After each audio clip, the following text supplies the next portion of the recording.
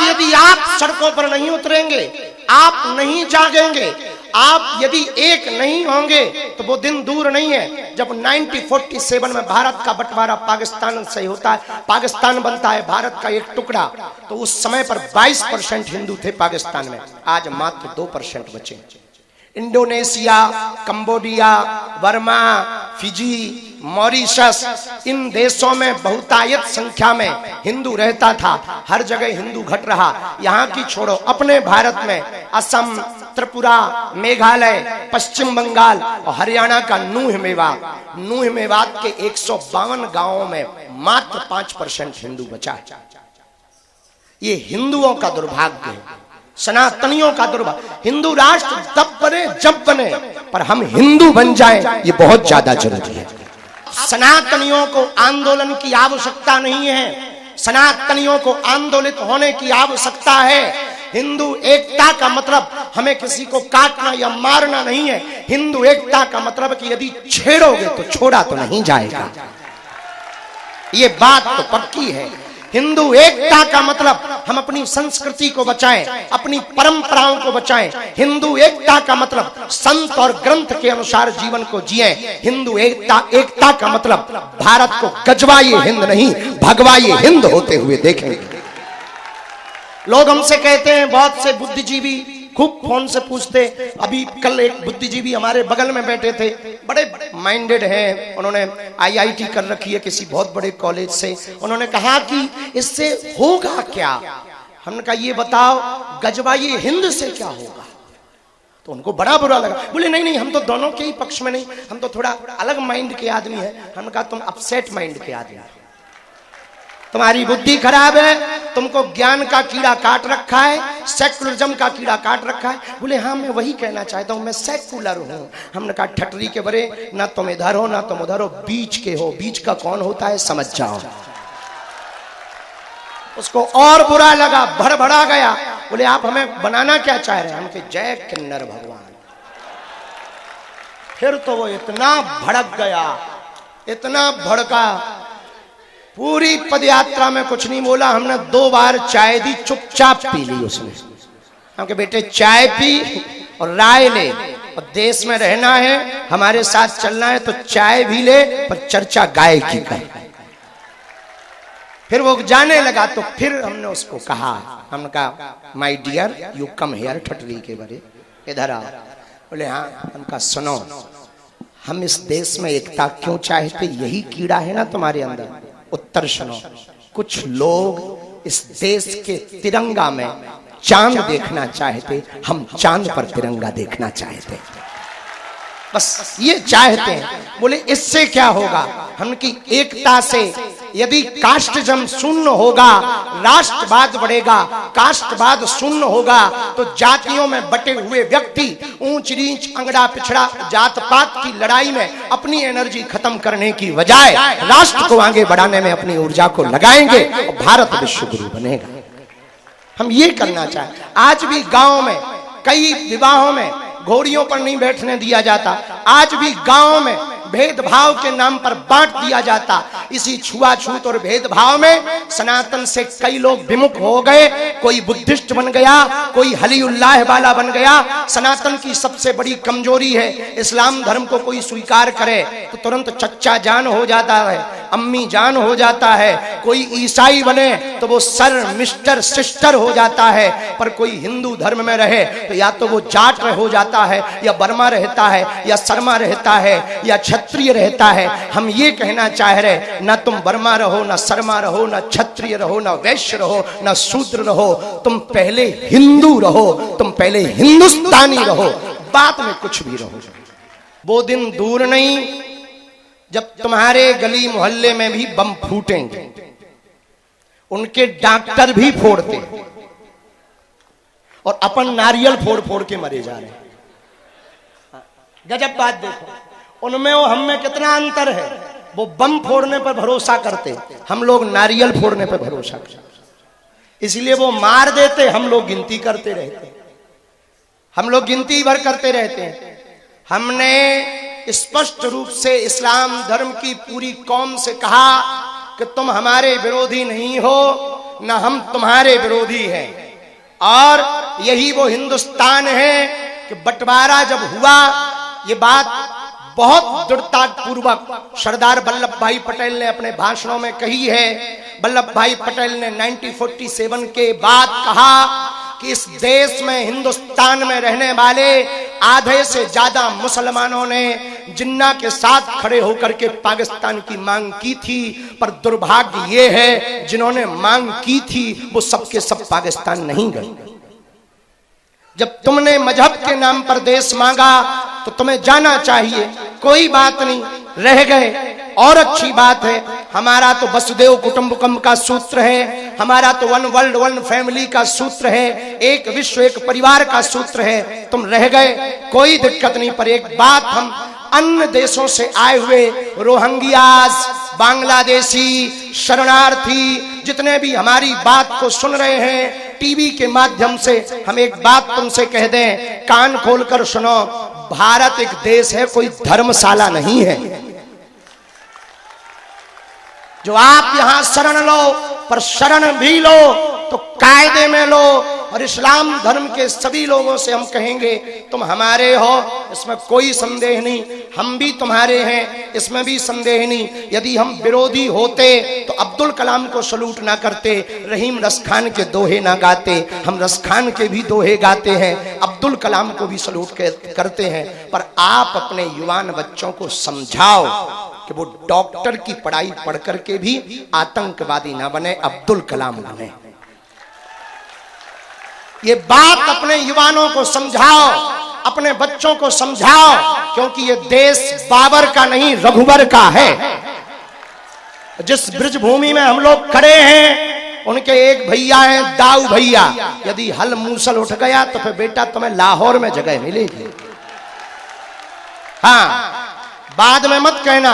और जिन्हें अभी महाराज जी ने संकेत किया, परमार्थ निकेतन वाले पूज्य महाराज जी ने, कि कुछ लोग इस देश में ऐसे हैं, खाते भारत का है, गाते पाकिस्तान का। वंदे मातरम क्यों नहीं बोलेंगे आप? राष्ट्रीय गीत है क्यों नहीं बोलेंगे? भारत माता की जय क्यों नहीं बोलेंगे? भारत मातृत्व प्रधान देश है, यहाँ गाय को भी माता कहा जाता, गंगा को भी माता कहा जाता, यमुना को भी माता कहा जाता, गायत्री को भी माता कहा जाता, और हमारे देश को भी भारत माता कहा जाता है। फिर आप जय क्यों नहीं बोलोगे? तो कुछ मजहबी कट्टरपंथी कहते हैं नहीं हम जय नहीं बोलेंगे, ठटरी के बरे। तो फिर तुम रहते कहाँ? लाहौर की टिकट कटवा लो, फ्लाइट ले लो बेटा। जब तुम्हें भारत माता की जय बोलने में दिक्कत है तो यहाँ काहे को रह रहे? भैया हम तुम्हारे विरोधी नहीं, पर एक बात हम फिर हिंदुओं को कहेंगे, हमें इन बातों पर भी ध्यान नहीं देना। हिंदू वो नहीं है जो मुसलमानों को गालियां दे, हिंदू वो है जो सनातन को तालियां दे। हमें इस्लाम या ईसाइयों का विरोध नहीं करना हिंदू एकता से, हमें अपनी संस्कृति को बढ़ाना है, अपने बच्चों को पाठ पढ़ाना है, घर पर भगवा ध्वज लगाना है, गांव से भेदभाव छुआछूत मिटाना है और भारत को भव्य बनाना है। यदि हम हिंदू ही नहीं बनेंगे तो हिंदू राष्ट्र नहीं बन सकता है। यदि हम अपने आप पर, अच्छा देखो, मुसलमान कभी नहीं कहता है कि हमें गर्व है हम मुसलमान, पर हिंदू जरूर कहता है हम गर्व से कहो हम हिंदू। क्यों गर्व से कहें? हम हिंदू हैं ही हैं। गर्व तो स्वाभाविक है, उसके लिए लिखने की जरूरत क्या है? उसके लिए कहने की जरूरत क्या है? अरे गौरव है, हमारी महिमा है, हमारी पहचान है। इस देश में जन्म लेने वाला हर व्यक्ति हिंदू है। अब वो ना माने वो उसकी कमजोरी है। भाई कोई अपने बाप को बाप ना कहे तो बाप की थोड़ी गलती होती है, बेटे की गलती होती है। बेटा ही निकम्मा निकला है तो क्या कर लेंगे? बात समझ आई आप? तो हम आपसे कहना चाह रहे हैं, आपने जो परिश्रम किया, बहुत किसी को चोटें लगी, धक्का, और हरियाणा तो बड़ा गजब है, ट्रांसफार्मर पे चढ़ गए। वो तो कृपा हो वहां के डीसी साहब की, वो बगल में चल रहे थे, हमने इशारा किया उधर देखो, उन्होंने फोन लगाया, लाइट बंद हो गई, नहीं तो वो चढ़ गए थे। ब्रेकिंग न्यूज आती, बाबा की पदयात्रा में 2 लोग झुलसे। अरे हम कहा क्या गड़बड़ है? फिर पूछा कि भाई तुम इस पे चढ़े क्यों? बोले आप दिख नहीं रहे थे। हमने कहा ठटरी के बरे भगवान दिख रहा कि नहीं दिख रहा था? हमें देखकर क्या करेगा? और एक बात बहुत विनम्रता पूर्वक सुनो, बुरी लगे तो ठीक है, ना लगे तो और ज्यादा ठीक है। एकमात्र धीरेन्द्र कृष्ण शास्त्री से हिंदू नहीं जगना है, आप सबको बनना पड़ेगा। कल की पदयात्रा तन से विराम ले पर मन से विराम ना ले। जो बिहार से आए, नेपाल से भी लगभग 2000 लोग आए, तुम टेंशन ना लो, तुम पदयात्रा में चले, अपना देश हिंदू राष्ट्र बनेगा, बगल में तुमको भी खींच लेंगे। हिंदू जब तक जागेगा नहीं तब तक वो भागता ही रहेगा। और एक बात तुम ध्यान रखना, हिंदुओं, आप विदेश जाओ तो विदेशों से किसी भी विदेशी से परिचय पूछो तो वो अपने देश का नाम बताता है। अमेरिका वाला आई एम अमेरिकन कहता है, इंग्लैंड वाला आई एम ब्रिटिश, इस प्रकार से परिचय देता। पर भारतीयों से परिचय पूछो, बड़ा गजब का, कहाँ के हो? गुजरात के, बिहार के, दिल्ली के, मध्य प्रदेश के। फिर पूछो अच्छा दूसरा परिचय क्या देंगे? शर्मा, वर्मा, जाट, ब्राह्मण, ठाकुर। हम ये नहीं कहना चाह रहे कि आप जातियां मिटाओ, हम ये कहना चाह रहे आप जातियों का अहंकार मिटाओ। आपसे कोई परिचय पूछे तो आपके तन में, मन में, विचारों में एक परिचय होना चाहिए, मैं हिंदू हूं और हिंदुस्तान हमारा है। हमको अटल बिहारी वाजपेयी जी की वो रचना बहुत याद आती है, मेरा तन मन हिंदू, मेरा जीवन हिंदू, मेरा रंग रंग हिंदू, मेरा परिचय हिंदू है। हिंदुओं, एक बात आप कान खोलकर सुनो, आपने ये जो परिश्रम किया, आपने ये जो बहुत त्याग किया, कुछ लोग नौकरी छोड़कर आए, कल के जत्था में लगभग 12 सिपाही जो देश की सरहद पर सेना के रूप में सेवा करते हैं, वो नौकरी की छुट्टी लेकर के पदयात्रा में सम्मिलित होने आए। हमने उनसे पूछा कि आप जो कर रहे हैं वो हमारा ही काम कर रहे हैं, आपको छुट्टी की आवश्यकता नहीं है। तो उन्होंने कहा गुरुजी वहां तो है, हमारी यहां जरूरत थी, इसलिए हम आए। हमारी आंखों में आंसू आ गए कि कितनी श्रद्धा है राष्ट्र के प्रति, राम के प्रति, सनातन के प्रति। हम एक बात कहना चाह रहे, आपने ये जो श्रम उठाया, कोई 90 वर्ष की मैया को लेकर चल रहा, कोई कल हमको 4 बच्चे मिले हरिद्वार से कांवड़ लेकर आए, और कांवड़ 1-2 किलो की नहीं, 51 किलो की कांवड़ रखे। और विचित्र बात, 2 बच्चों ने प्रण ले रखा था कि जब तक मिलेंगे नहीं गुरुजी तब तक हम पानी नहीं पिएंगे।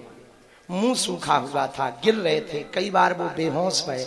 जब हमें प्रशासन के लोगों ने बताया तय है तो खड़ो का यहाँ होगा, बैठ जा, नेता बनेगा, बड़े पागल हैं। फिर हमको प्रशासन के लोगों ने बताया ऐसी ऐसी बात है, हमको तो बहुत कष्ट हुआ।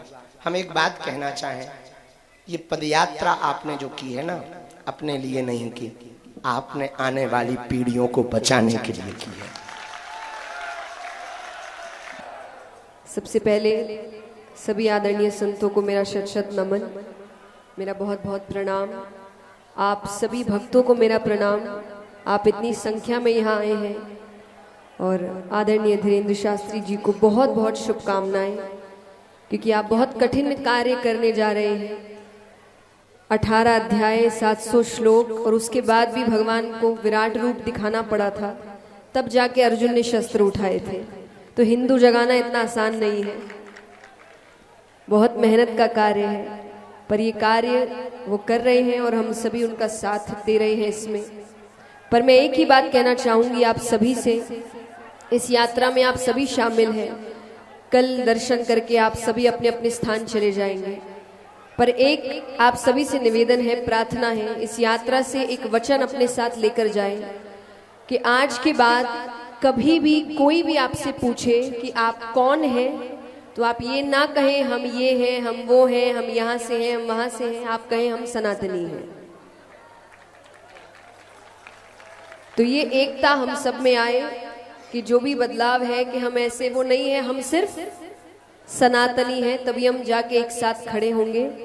तो यही इस यात्रा का मूल मंत्र है, उद्देश्य है, और आप सभी से ही प्रार्थना है। और मैं अपनी बात यही कहकर विराम करना चाहूँगी कि आप सबका उत्साह देखकर और कल इस यात्रा को सफल देखकर पूरी दुनिया में एक ही संदेश जाएगा हम सभी सनातनियों की तरफ से